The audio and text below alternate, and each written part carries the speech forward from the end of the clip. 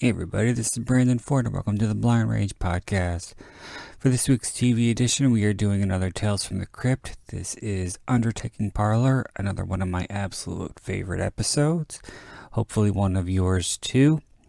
I'm using the DVD, so if you want to watch along, please make sure you have yours queued up and ready to go. But if you want to watch along on YouTube, I'm sure that'll be fine and dandy as well. Before we get into the episode, I'd like to encourage you to go to Amazon.com to check out my books in both paperback and Kindle editions. Just type Brandon Ford into the search engine. My titles should come right up. If you prefer audiobooks, I am also on Audible. Just go to audible.com or the Audible app. Type in Brandon Ford and you'll find a slew of my titles. If you don't already, please follow me on Instagram at writer Brandon Ford. Lastly, if you have any questions, comments, concerns, suggestions, recommendations for episodes of Tales from the Crypt or other TV shows you'd like me to do, please feel free to email me directly at blindragepod81@gmail.com. I'm going to say that again. blindragepod81@gmail.com. Anyway, yeah, so I think it's about time I got into the episode. So I hope you have yours queued up and ready to go. If you want to watch along, if not, you want to just listen, please feel free to do so. But for those of you who are watching, we are going to get started in 3, 2, 1, play. This was an episode that I watched a lot growing up because it was, I think, it was for sure the only episode that was aimed at a teenage demographic because it is made up of a primarily teenage ensemble. It's about kids, and the only other episode I could think of that involves kids in any way, aside from, kids being there as, supporting characters, is the episode with Harry Anderson and Colleen Camp and Cynthia Gibb, and of course the name is completely drawn. I'm completely drawing a blank on the name because I didn't plan on talking about it, but I think it's in season 2. But yeah, it's Corman's Calamity, and yeah, it deals with a comic book illustrator whose drawings are coming to life, and in one of the drawings, he draws a monster emerging from a refrigerator, and there's one scene in the episode where there's a bunch of kids playing hide and seek in a junkyard, and it's a very, I think it's more elaborate than that, but they were like playing soldier or something, some kind of soldier game, and yeah, there's a group of kids, and they're only in it for a couple minutes, and they're younger kids, they're like adolescents, but this one deals with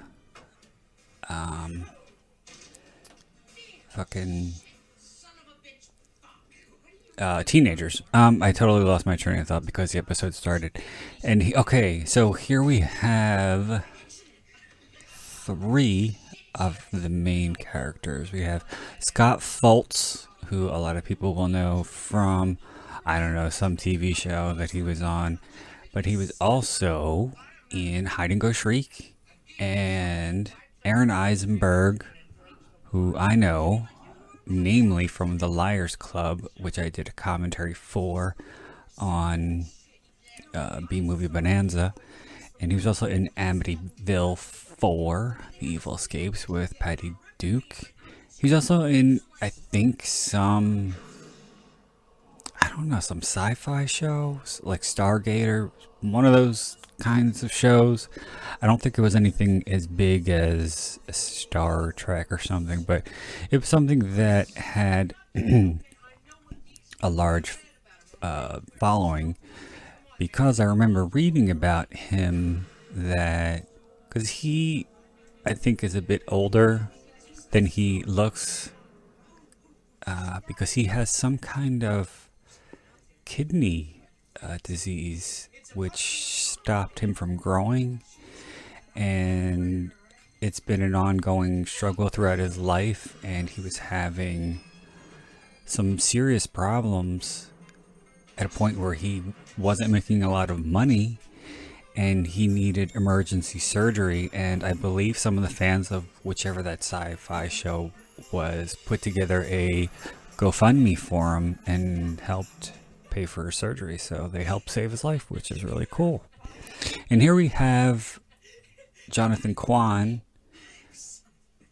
whose character's name is also Quan, but he is namely known for playing Data in the Goonies. And the lead guy in a leather jacket, Jason, somebody, your other chicken shit in the alleyway.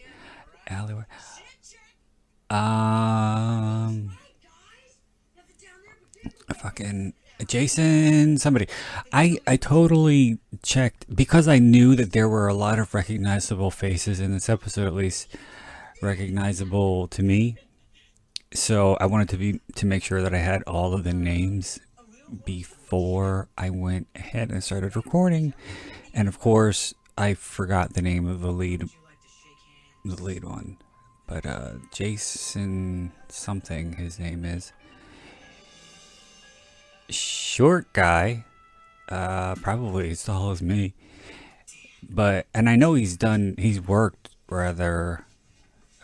lot of work, but I think what he's known primarily for, can't say what he's known primarily for, but I know him primarily from Step by Step. He was the boyfriend of Stacy Keenan's character, and that was like, that part was funny. Why don't you go on a diet?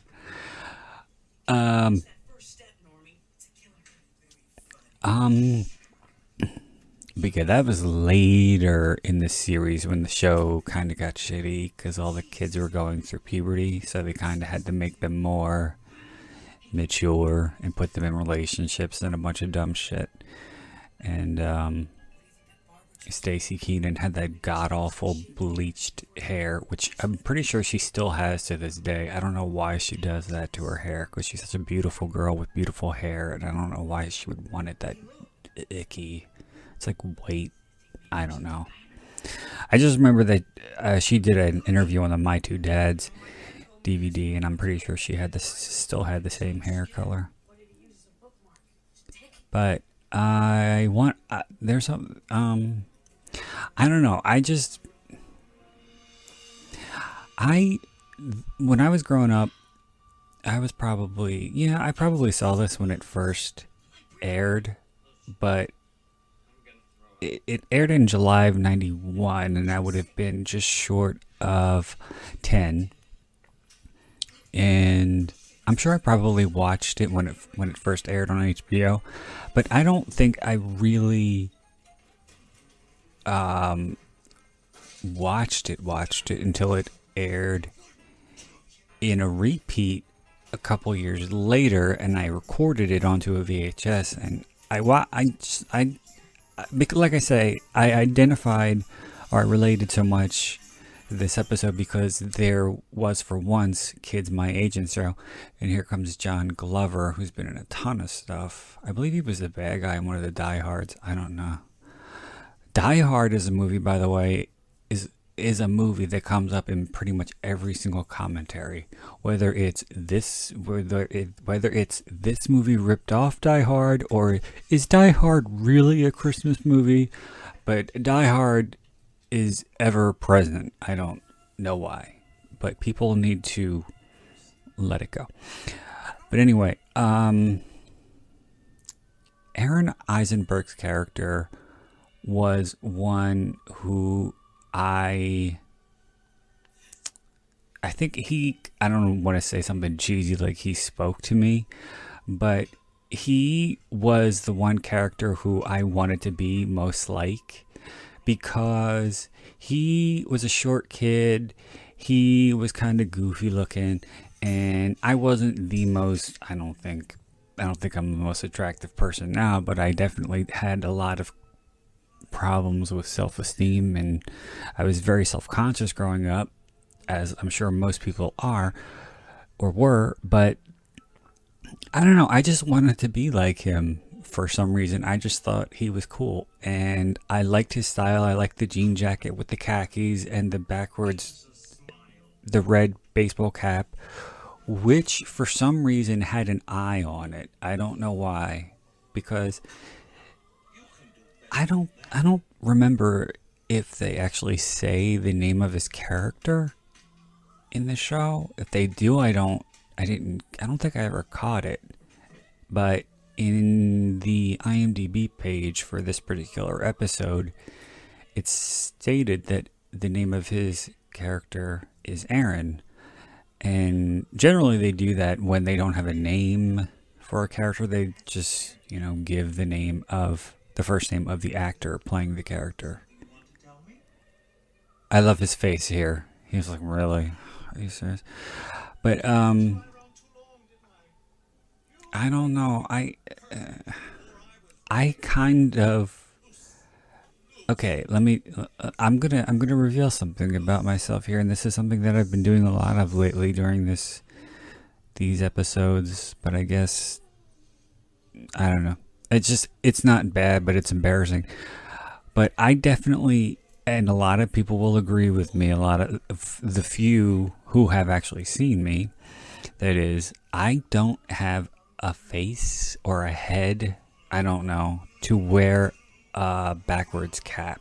Especially not when I was at the age of the Aron Eisenberg character, probably 13, 14-ish, because I had like these big round glasses. But I really wanted a red baseball cap, but not only a red baseball cap, I wanted a red baseball cap with an eye on it. And I remember begging my mom, please find me a baseball cap with an eye on it. And she never even asked me, why do you want an eye on your baseball cap? She just was like, all right, I'll try to find you one. And she couldn't find it. And I think she asked me, she was like, do you want a Phillies cap? I was like, no, I don't want a Phillies cap. I don't give a shit about baseball. And this was not a baseball cap. It's just a red baseball cap with an uppercase I on it. I have no idea. I guess maybe his character was named something like Ian or something in the actual script. But I guess nobody says it, and so there's probably, what happens when I state something so matter-of-factly is I'm proven wrong like halfway through the episode, and I'm like, oh yeah, I'm so stupid. But I really don't think they say his name. I know they say Norm, who is Scott Fults. They say Josh, who is Jonathan Quan. And they don't say the John Glover's character's name. I think he's just called... Wait, no, I think they do. Hold on, we're about to find out here. Because he's got company from Mr. Grundy, who runs the pharmacy. Wait, he's gonna say his name. I always like that look that John Glover has with the vest, with the tie, and the rolled up sleeves on the dress shirt. Oh no! Wait, hold on. Wait, they're making their escape.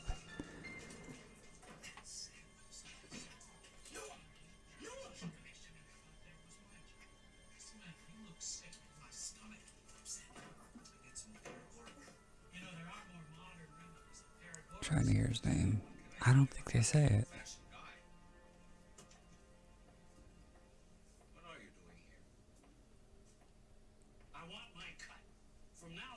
This guy who plays Mr. Grundy,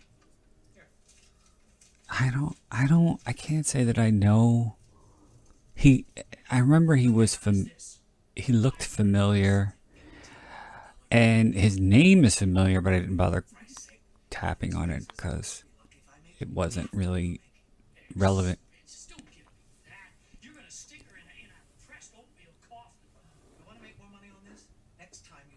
And by the way, too, this is something that is just a sidebar here. Mrs. Groves, who is the librarian, the corpse who the Undertaker is like, having a little role play game with, and they she was the recent victim of their little operation. Esbrook, that's his name. John Glover. I knew they said his name.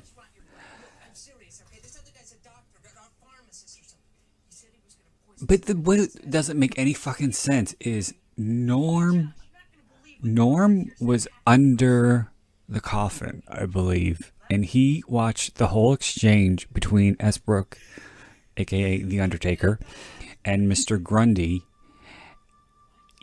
and he didn't recognize Grundy, which is very, very strange, seeing as how he works as a delivery boy for the pharmacy that Mr. Grundy owns. So you mean to tell me you didn't recognize his voice? You didn't recognize his snakeskin shoes? Really? That makes no sense. I remember seeing that fake static a lot in like TV shows. I don't know why it was like it was difficult for editors or filmmakers or whoever to get like real static off of just like regular TV. They had to create this totally fucking manufactured static that looked manufactured.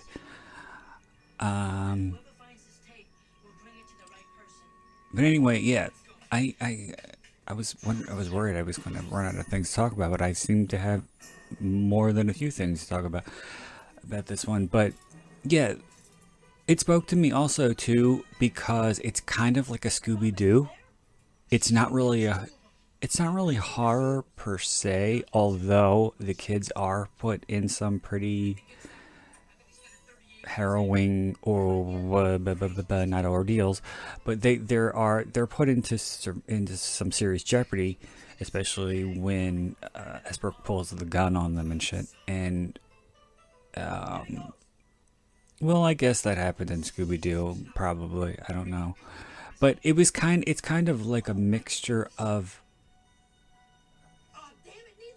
a Scooby-Doo and like a young adult thriller. But by the way, I wanted to say that Aron Eisenberg's character went in to the pharmacy to get the pharmacists who were working to come out behind the counter so that they could get a glimpse of his shoes from outside. And so he stole a porn magazine, which is called Playpen, which is a fake magazine with the same cover that has been used in Child's Play 3. It's in Andy's dorm room, and Chucky looks at it and says, "Andy, my, how you've grown." It's the same exact magazine with the same girl on the cover, same title, same typeface, same everything. And I've also seen it other places, but this and Child's Play 3 are the two that leap out at me. Also, I meant to reference, well, let me just say this real quick. They obviously had a set in stone plan here, or one that they really went over ad nauseum, and they knew exactly what they were doing. I think Norm is just a nervous kid.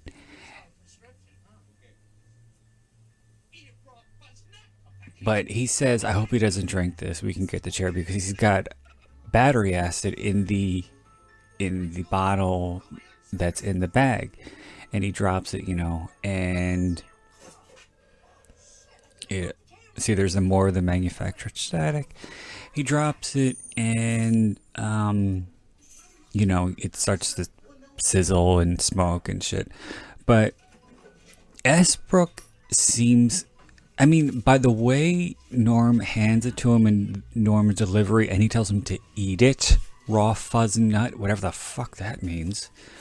And the way he runs away, it's pretty clear that this was a joke, that somebody's fucking with you, and that somebody is Norm, because he bolted.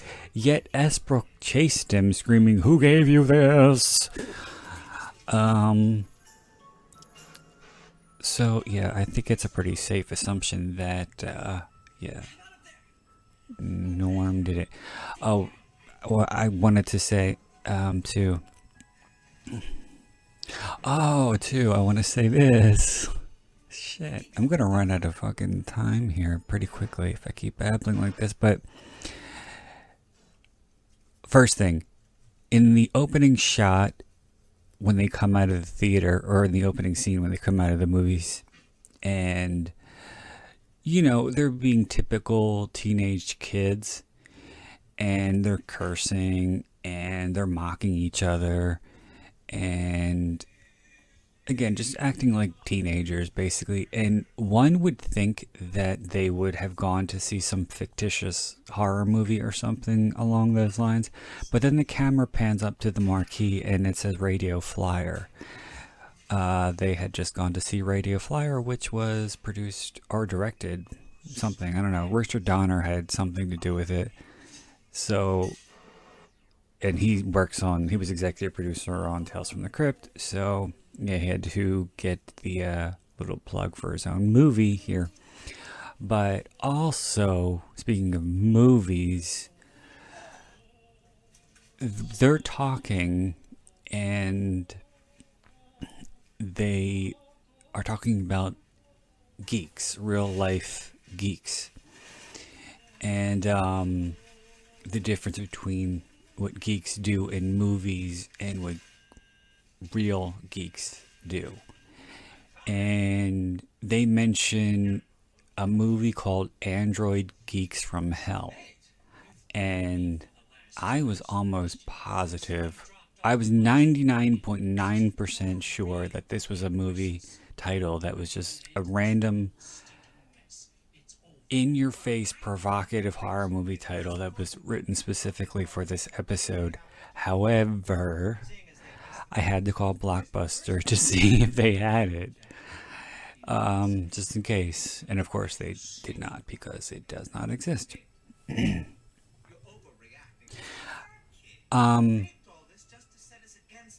And oh God, I can't remember exactly what other episode it was. It might have been the one with I think it was Beau Bridges and I can't remember his name. The guy from Ghost. But it might have been that episode, but I'm not 100% sure. However, let me just get this thought out.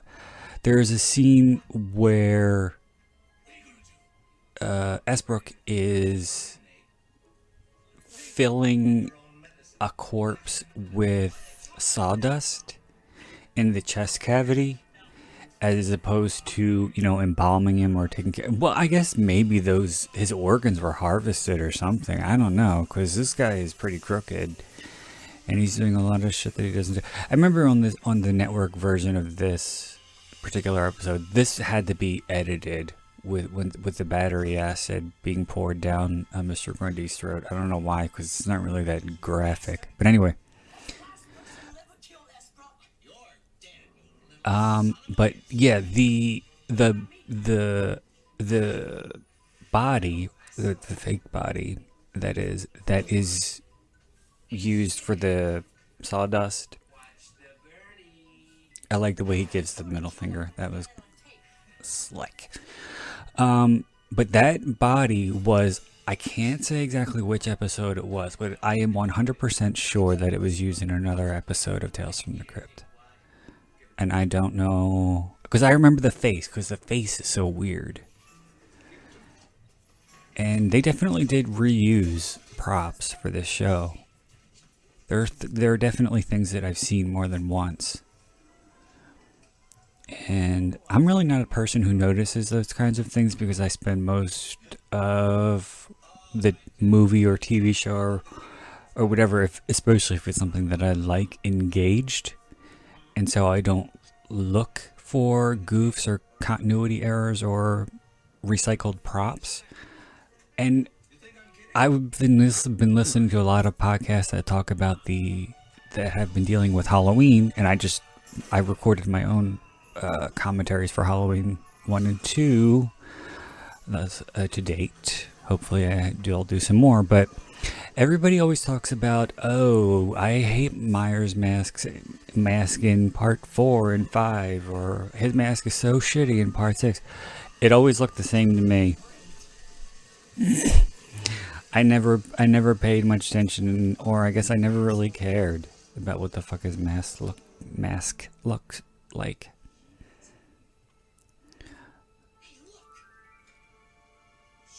Mrs. Groves is smiling. Wow, that episode went fast. And I didn't stop talking throughout the whole thing. And I love how they put the Crypt-Keeper in those snakeskin shoes.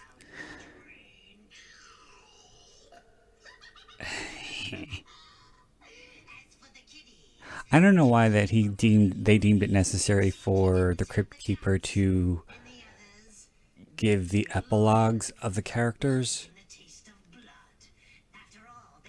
that they never went on to become actual filmmakers, but it didn't really seem that they wanted to make movies. I don't know. It was just like they were just having fun with a camcorder. It didn't seem like they wanted to be filmmakers. Anyway, I gotta wrap this up before I run out of time.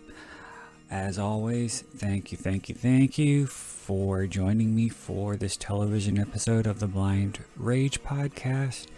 And I hope you'll come back real soon. Until next time, this is Brandon Ford, wishing you all unpleasant dreams.